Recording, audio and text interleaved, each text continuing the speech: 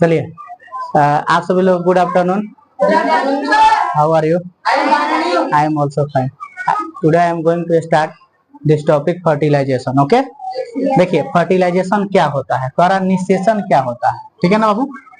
तो आप लोग सब लोग अपना अपना बुक ओपन कीजिए और बुक ओपन करने के बाद आप इसमें आप देख सकते हैं कि ये जो फर्टिलाइजेशन की ये फिगर है, ठीक है ना। यानी मनुष्य में जो फर्टिलाइजेशन होता है, यानी ह्यूमन में जो फर्टिलाइजेशन होता है ना, वो किस तरह से फर्टिलाइजेशन होता है और किसके रूप में होता है, किस तरह होता है, क्या करने से होता है, ये सब चीजें हम लोग जानेंगे। तो क्वेश्चन कह रहा है कि व्हाट इज फर्टिलाइजेशन, समझ में आ रहा है ना।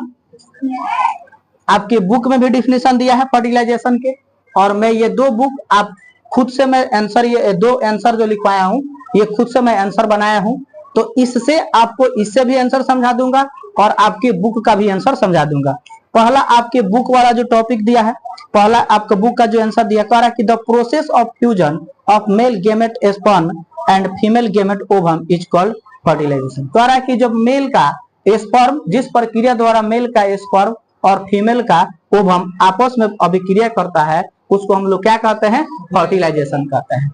उसके बाद ये मैं दो डिफिनेशन आपको बोर्ड पर लिखवाया है, ठीक है ना। ये जो हम लोग का बैच है वो सीबीएसई बैच है। कौन सा बैच है हम लोग को? सीबीएसई बैच है, ठीक है ना। इस बैच का नाम क्या है हम लोग को? CBSE batch. कह रहा है कि व्हाट इज फर्टिलाइजेशन, निषेचन होता क्या है, ठीक है ना। कह रहा है कि इसका D1 मतलब होता है डिफिनेशन नंबर 1। कह रहा है कि fertilization in humans refers to the fusion of male and female gametes that the facilities that development of a new organism is called, क्या होगा, फर्टिलाइजेशन। ये फर्स्ट डिफिनेशन है। यानी कह रहा है कि मनुष्य में निषेचन से तात्पर्य नर और मादा युग्मों को संलग्न से है, जो एक नए जीव का विकास होता है, उसे हम लोग क्या कहते हैं, हम लोग निषेचन कहते हैं। क्या कहते हैं? निषेचन कहते हैं। यानी सही बात है कि जब मेल और फीमेल आपस में संलग्न करता है यानी संयोग करता है, तो एक हम लोग क्या होता है, नए क्या करता है, ऑर्गेनिज्म का निर्माण करता है या नए जीव का विकास होता है, उसे हम लोग क्या कहते हैं, फर्टिलाइजेशन कहते हैं। सेकेंड डिफिनेशन आपको एक और दिया है। देखिए डिफिनेशन सब लोग का अपना अलग अलग डिफिनेशन है। यह डिफिनेशन इसलिए इसको लिखवाया गया है ताकि आपको आसान याद करने में क्या होगा, आपको आसानी होगा, समझ में आ रहा है।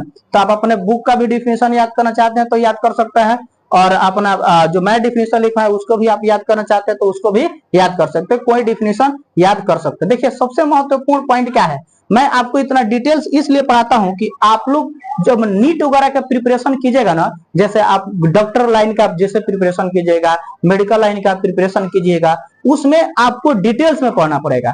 तो अभी से हम लोग ब्रीफली पढ़कर जब जाएंगे ना, तभी वहां पर जाकर हम लोग को अच्छा से समझ में आएगा, अन्यथा नहीं आएगा, ठीक है। तो ये चीजें आप लोग को पढ़ना जरूरी है, समझ में आ रहा ना।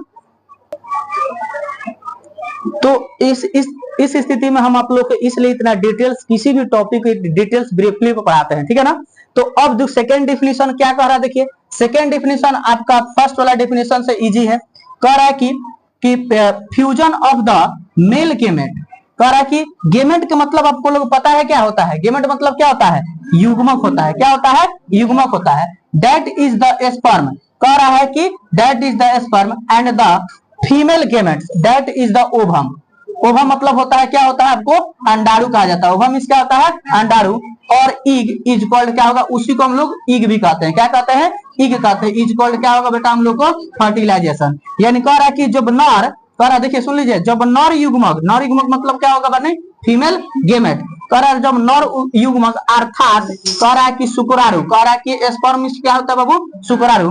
एंड कह रहा है कि और एंड द फीमेल गेमेट मतलब कह रहा है कि मादा युग्मक। फिर कह रहा है कि डेट इज द ओवम अर्थात कहते हैं उसको अंडाणु से जैसे ये बाबू संलयन करता है तुरंत बाबू हम लोग क्या कर देता है, उसको हम लोग निषेचन कहते हैं। क्या कहते हैं? निषेचन कहते हैं। आ गया समझ में? किसी को कोई दिक्कत? यानी जब मेल और फीमेल, मेल का हम लोग को स्पर्म और फीमेल का ओवम आपस में अभिक्रिया करेगा तो तुरंत हम लोग के एक निषेचन का निर्माण होगा, फर्टिलाइजेशन का निर्माण होगा, जो आप इस फिगर में स्पष्ट रूप से देख सकते हैं, इस फिगर के माध्यम से। और इस फिगर को आप लोग आसानी से इसको बना सकते हैं। इसमें पूरा डे 1, डे 2, डे 3 जब मेल और फीमेल आपस में संलग्न करता है तो डे 1 में किस तरह का निर्माण होता है, डे 2 में किस तरह होता है, डे 3 में वीक नेम, पूरा मतलब आपको जो 6 मंथ जो भी आप लोग कैसे इसमें पूरा किया जाता है, ये सारे चीज आपको इसमें बताया जाता है। और हम लोग का बच्चा कितने मंथ पर रेडी होता है वो सारे चीज बताया जाता है, जो नेक्स्ट वीडियो में हम आप लोग को बताएंगे। Okay, that's all.